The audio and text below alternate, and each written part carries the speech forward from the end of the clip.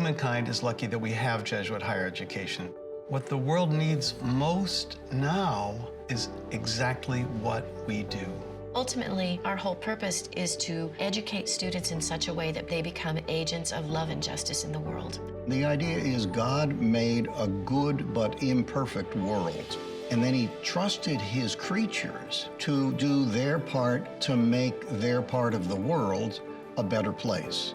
Jesuit history comes out of being innovators, progressive in so many different ways, anchored in this critical question of inquiry and discourse. We invite people into reflection, into linking what's happening in the world with their faith and thinking about how they can respond to that reality in ways that build just society, in ways that work for peace. I love our students. They have a verve, and they will not stop until they have created that world we want to live in.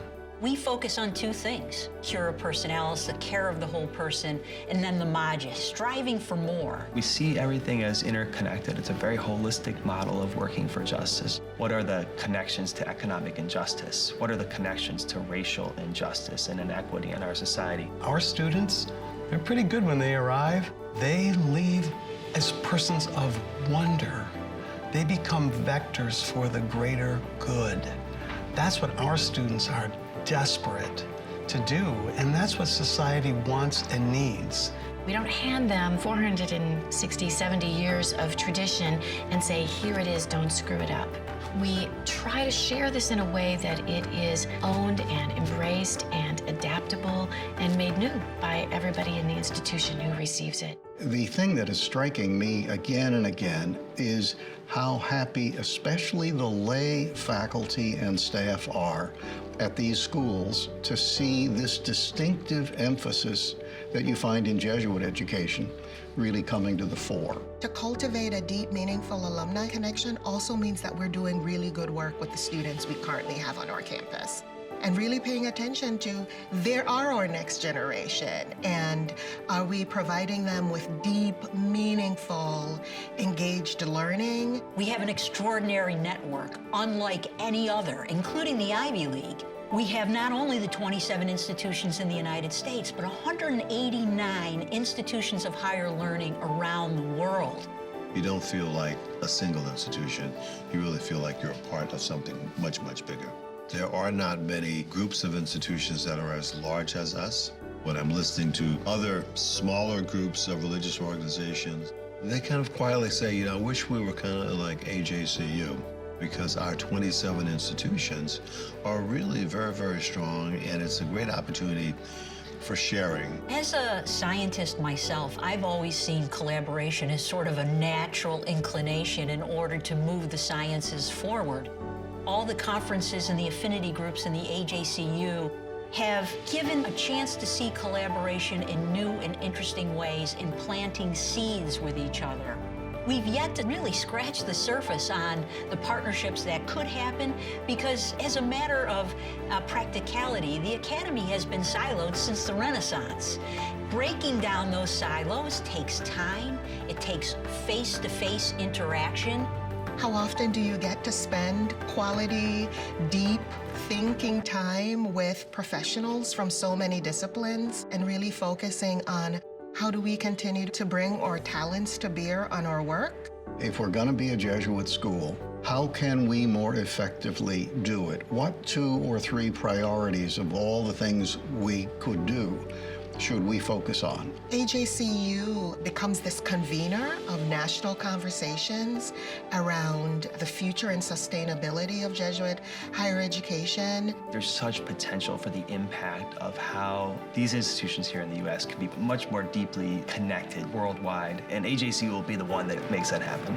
Father Sherman has done a great job in these last several years, and all of the other previous leaders have as well. And their leadership has been extremely important because they've been on a college campus, they've been presidents for many years, and they know the kind of assistance that we need as an institution. This moment where truth is walking away from us, where the quest for power and personal gain becomes primary in the actions of others, all those are contrary to what we are doing.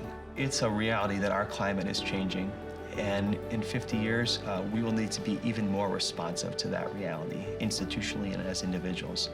Jesuit higher education is going to be seeking to be engaged on the frontiers of our world, where we find the greatest need, where we find people who are most vulnerable. AJCU is going to be able to lead Jesuit colleges and universities into the complexity of those issues by being a link nationally, connecting Jesuit institutions with a broader national network, as well as a global network. We tell our students that no one can do anything alone anymore to solve the complex problems in the 21st century. And to that end, all points of contact with our colleagues around the world will help us serve the next generation or generations. Even better, you're going to see professors across the system and around the globe collaborate in ways to make the world smaller on behalf of our students. We just need to make more connections, help people understand what we do, and in 50 years, through our work, the world will be a better place. One of the most important things that the AJCU does for us is being here in Washington and watching very, very closely all of the new legislation and the regulations that are being placed upon colleges, universities. Those are things that we cannot solve on an individual basis when we're not here in Washington. And AJCU is well respected by the American Council on Education and all of the other 5 higher education leadership groups too. We definitely know it's a viable organization. We need to continue to make AJCU stronger. The skills of Ignatian discernment, as opposed to simply good decision making, are going to be key in terms of tracking our next 50 years.